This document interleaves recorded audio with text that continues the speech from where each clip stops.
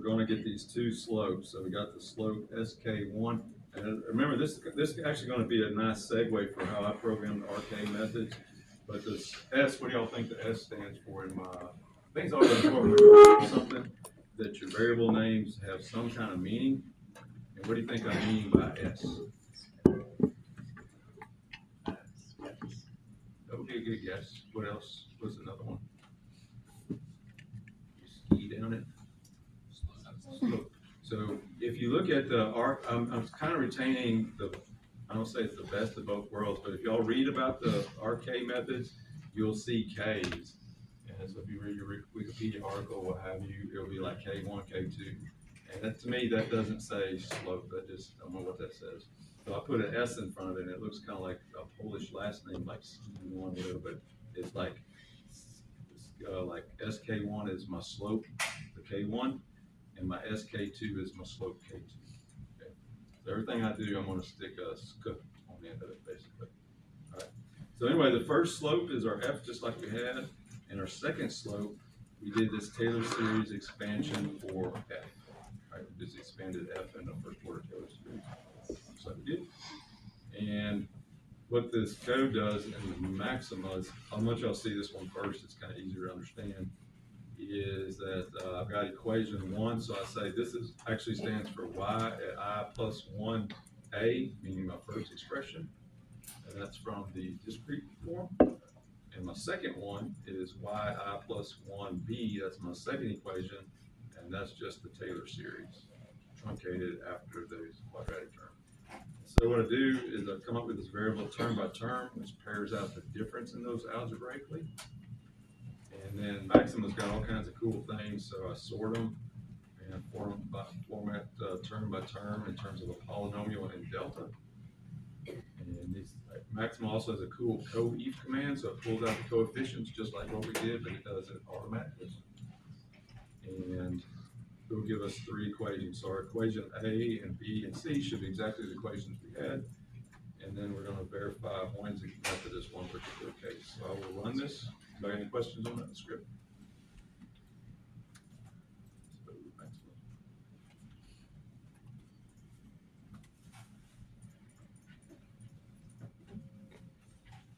So those look like the same equations that we had up there, except they're all set to 0. But we had a C2 plus C1 minus 1 equals 0, and 2A1 plus 2A1 C2 minus 1 equals 0. Same equations, just sort of manipulated. Okay, everybody's cool with that? And stick them in there, and that's what we get for all those. Okay. All right, anybody got any questions on that? All right, so let's look at now the RK4, which is really going to be our focus. We don't really use Hoynes method very often. Height. So this was a little bit more of a pain to develop, and definitely want to let the computer do it. But one of the bigger things that's troubling in this, so here's YDD. What do y'all think YDD stands for? Double dot. And what does YDDD stand for? 3 dots. Okay, and Y 4 dots. But you can see that when you do this recursive derivative, derivatives get kind of nasty. I had to do this by hand. I couldn't figure out how to make Maxima do it. I think it could do a partial derivative by itself, but anyway, I just did this by hand. It wasn't very fun to do. But anyway, that's what you get analytically from the 4 derivatives of y. Anybody have questions on that? It's just using the chain rule. So basically the chain rule, we did it here, and we do it again, and that's where I would get those. Okay. All right, so the other part's very similar. We're going to say SK1, it's our first slope, is F.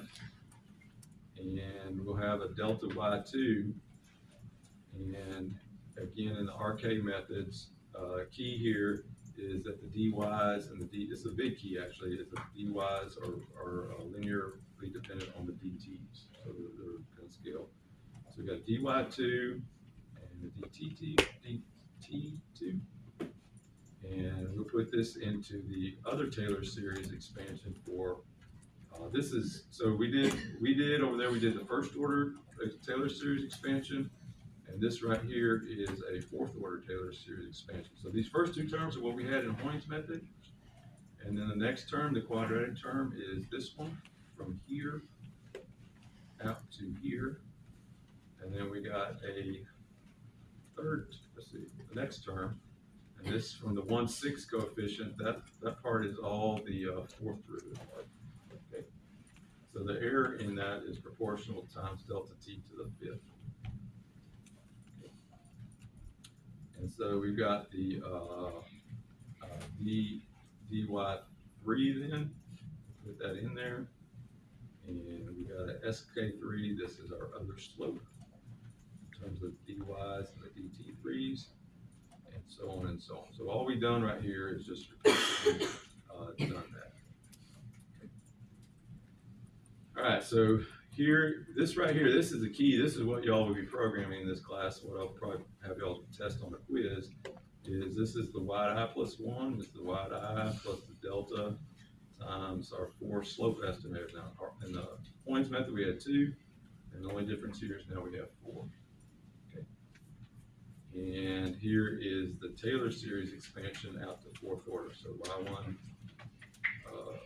wide I plus 1 is what that stands for. This is wide I plus 1, that's the V form. Again, we take the difference in those two series and sort them out as a polynomial in delta t, just like what we did over here. And basically go through a whole bunch of sorting. This was sort of a little bit of a pain to program, but whatever. And then at the end of it, we come up with 11 equations and 13 unknowns. So actually now we get to B mode because we get to do what? What did Mo do? Pick 2. So we got 13 unknowns and 11 equations, so we get to pick 2 and get out somebody's eyes out. Okay. And that's kind of that. So I'll let this run. Y'all kind of get a glimpse for how powerful Maxima is. If nothing else, it's free. Y'all should install it, but it's not part of this class necessarily.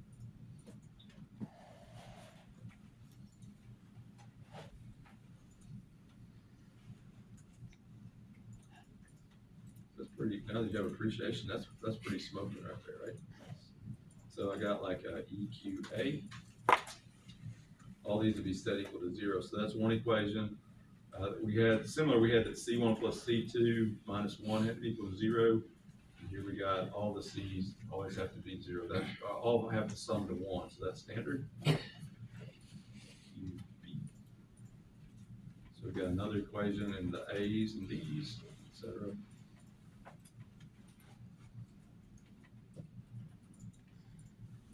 Another equation. So we got all these equations right here. Okay. Anybody got any questions on that? So a couple things to take away from this is I want y'all, so some of the descriptions that you'll see on the RK4, they don't really try to tell you what's going on. They're just like, here's a cookbook method, and that's very important. But I like for y'all in the bigger picture to understand that the RK methods control the truncation error by choosing the perfect set of sampling points to do that. Other takeaway on this is that there's a lot of algebra that goes into solving for these constants.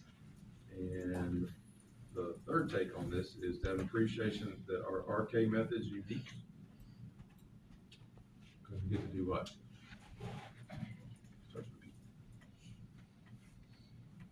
What we get to do?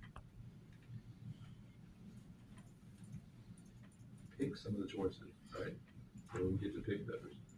All right, so let's look at what is called the standard. It's so widely used that a lot of people will say that it is the RK method, but let's see if we got something. All right, so let's look at the standard RK4. And I'll just go on and say that the C's are in a 1/6, 2/3, 1/6, 1/3, 1/3, 1/6 ratio. That's what the C's are, C1 through C4. And the first one is on the left side of the step. The second two are in the middle, and the fourth one is all the way at the end. So that's how we'll implement here. But let's look at the standard.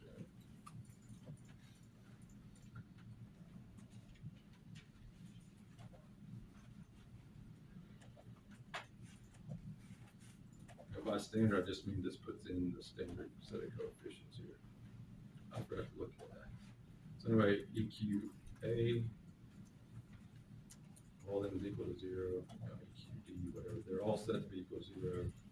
And let me see, like C1 is 1/6, third. So that's the 4 coefficients I'd like y'all to know. But it's actually not very hard. They have to sum to 1, and they're basically in a 2-to-1 ratio. So the 2 ones in the middle get twice the weighting of the ones on the end. And our A1 is a half, and A2 is 0, 3, half, 4,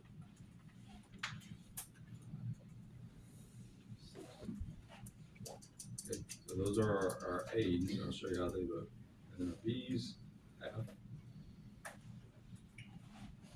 3 should be 1. There's something. It's just that. All right. So let's take a look at how that was implemented.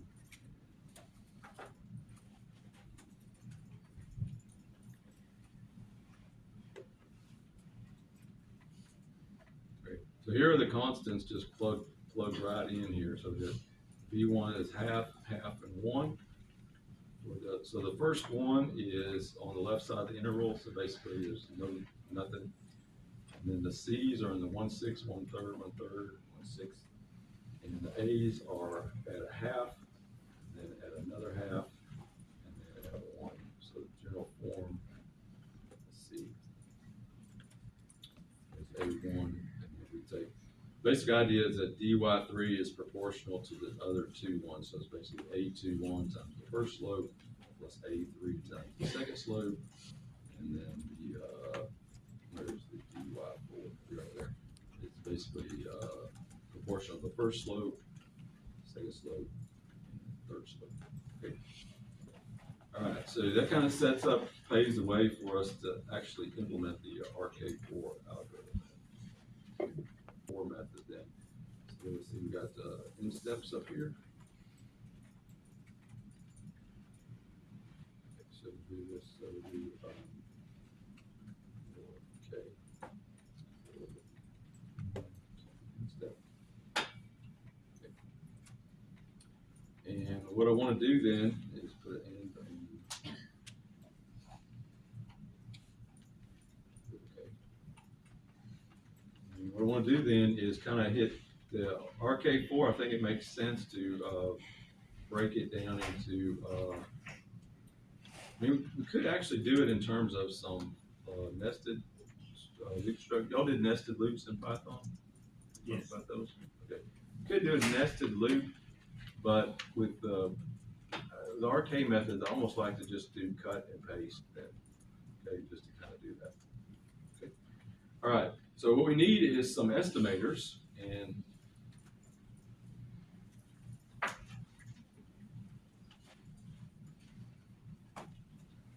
we're going to do this. Our governing equation is this one. Okay. So let me kind of just rearrange some algebra, and we'll say that dv of dt is equal to 1 over m. I'm just rearranging this as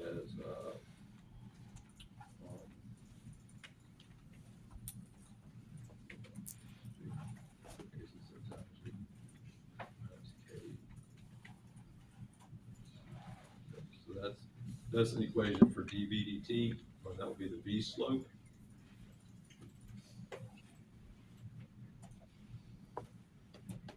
And for how are we going to get the y slope? Equal to what? And y dt is equal to what? Starts with a dy dt is equal to b. So what we're going to do then is kind of begin our life off with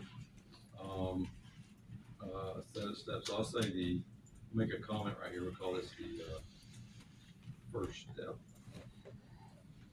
And we basically need our slope. So we'll say that y sk1 is equal to really, we don't even need to store this, so I'm just gonna call this V. Let's do this. I'm gonna make a variable that does not tracked in any way. Just call it, I'll call it up here, V is equal to 0, and that's X. I'll call it xk1, I guess. X is equal to 2. I'll call this, excuse me, sorry, this should be the x equal to. We'll say x slope 1.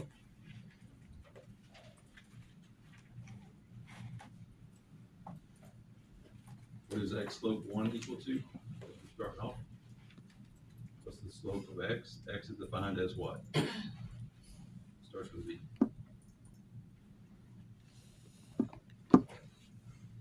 It is v. Okay. What about the next one? We need v slope 1. And we're going from that one. What we're going to do is go up here and pull this equation right here. So we got a v and a x. I must do it. I should grab it with it. It's not a one-to-one pace, but I'll. Okay, here. So this is our slope. Do we call that m or do we call it mass? Yeah, let's call it m. Okay. So we got 1 over m times c over v. Can't use those kind of parentheses though.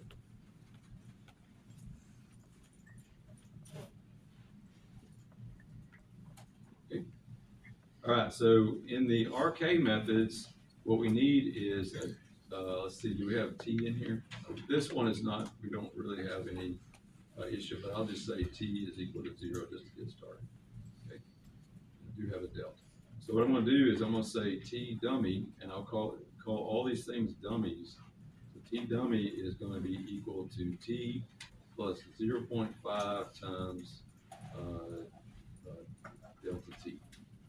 Okay. Everybody's cool with that? And what I want to do then is get the various dummy variables. So this is actually, this part right here is exactly what we'll see on a test, how to program this. But I'll say x dummy, let's do v dummy, is equal to v plus vsk1 times 0.5 times delta. So that is the v dummy, and we'll hit the x dummy. In this case, and it's just equal to v dummy. Okay. And that right there concludes the first step. Is everybody cool with that? Okay, the second step, that's just, as they say, rinse and repeat. The only thing is we got to, actually the power of cut and paste is your best friend, but you have to change a few things. So now, firstly, these are sk, not 1, but what? For the second step, we're going to call them. And instead of v, what are we going to use? Not v, but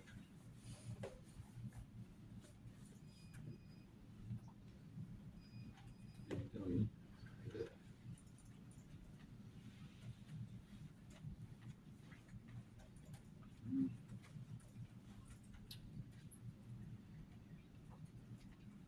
We got v dummy. Here we got x dummy. Everybody is cool with that? And for the second step, the B2, B2 is a half. But here, we're going to do VSK2 now. We're going to do V dummy plus U. And it's going to follow a half. Instead, for the next B that's non-zero, we'll follow that way. Okay.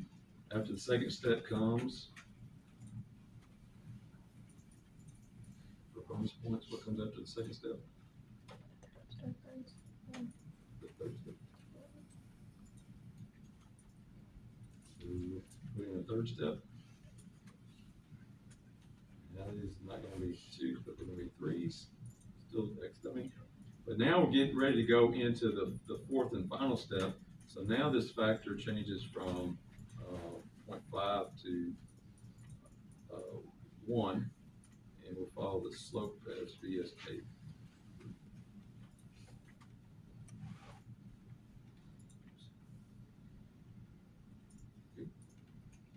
Everybody's good with that? And the very last thing we do is the fourth step. And actually, we don't need any dummy variables because we ain't going anywhere after that. We're just going back to what I call the roll up.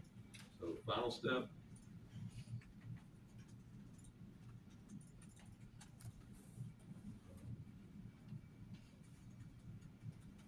So we've got SK4. Now we head to the roll up.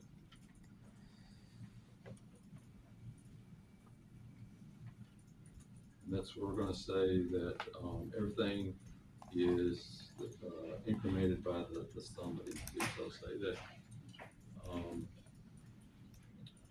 V is equal to V plus delta times, I'll go on and put these in here. It's not good practice to do this, but I'll say VSK1 over 6. This is terrible to do, but we'll just do it. Actually, I was going to say that in computer codes, addition is really cheap, subtraction is really cheap, multiplication is pretty cheap because you can just do, in binary, you can just do bit shifting. But division is kind of a pain. So division, so it'd be much smarter to come up with a bunch of these codes. Now let's go on and do that. Let's do our coefficients up here. We'll get them started. Then here we'll say, sorry. Just do our division once. So C1 is equal to 1 over 6. C2 is equal to 1 over 3. C3 is equal to 1 over 3. And C4 is equal to 1 over 6. We'll put those in like that. Over here.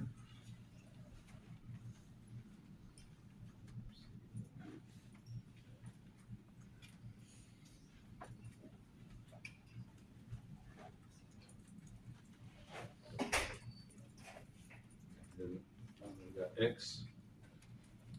We go X plus delta. Got the base, but change these to X slopes.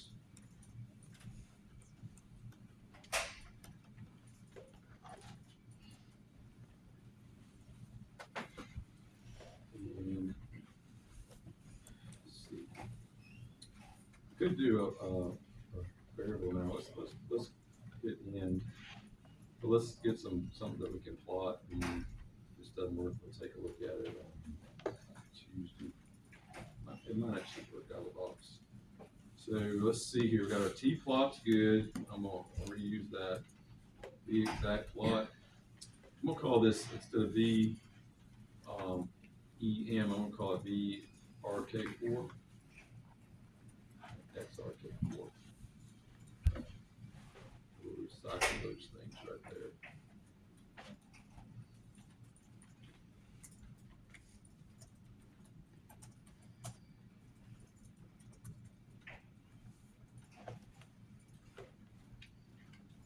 Okay, that's good.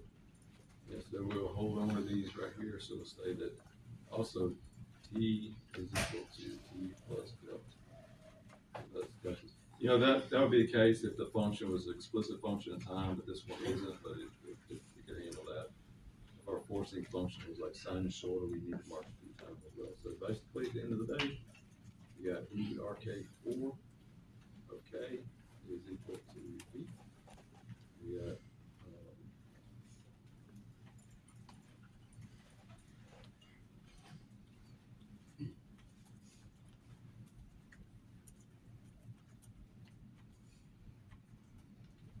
we should be able to come down here and plot T plot XRK4. See how that does. Anybody have any questions on that code? I think you can implement that by hand, basically. It's really the practice. The practice any tool. I've seen students do it flawlessly for me. On a test, I might give y'all like one step. I've seen students implement it pretty flawless doing it. not just in case it goes pretty well. All right, so let's see if this thing will run. Let's see. All right, so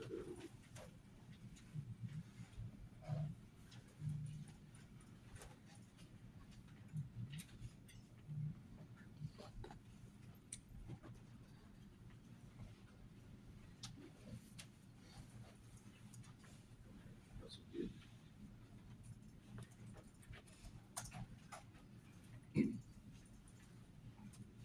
See what it is like here.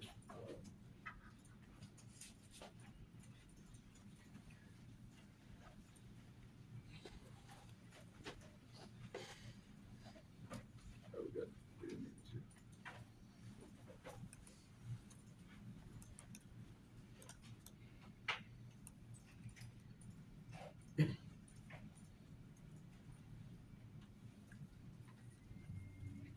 Let's see.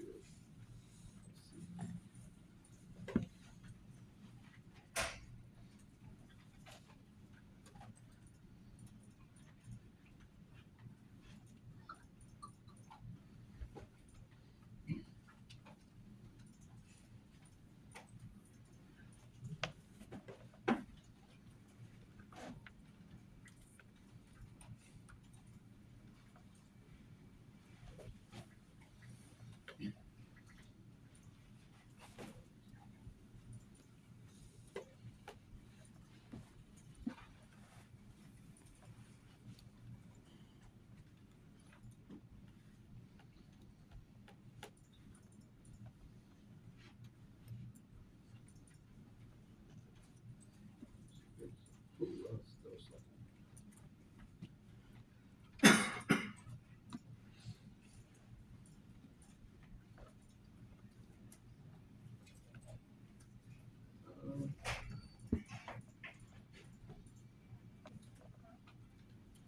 It's not quite right here, but we'll try to get into this, see what happens.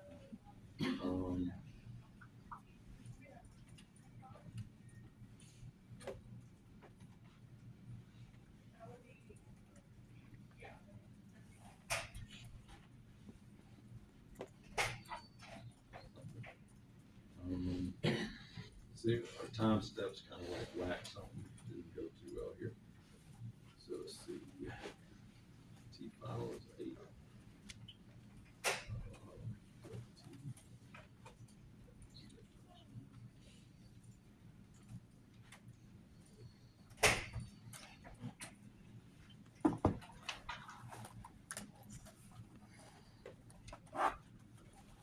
We're gonna do this right here.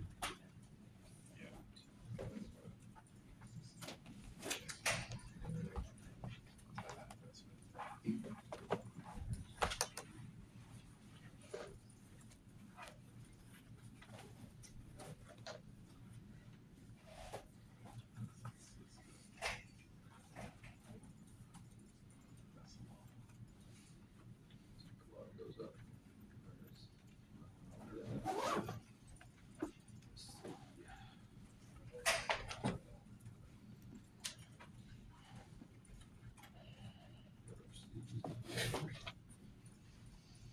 All right, I'm gonna have to take a little look at this, see why it doesn't seem to be doing what the other ones are doing.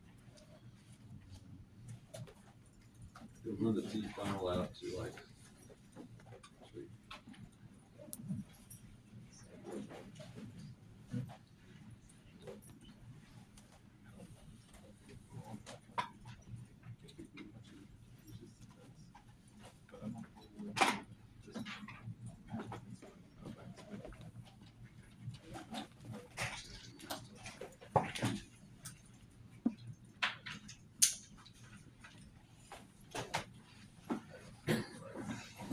take a look at this and see. We've got a little.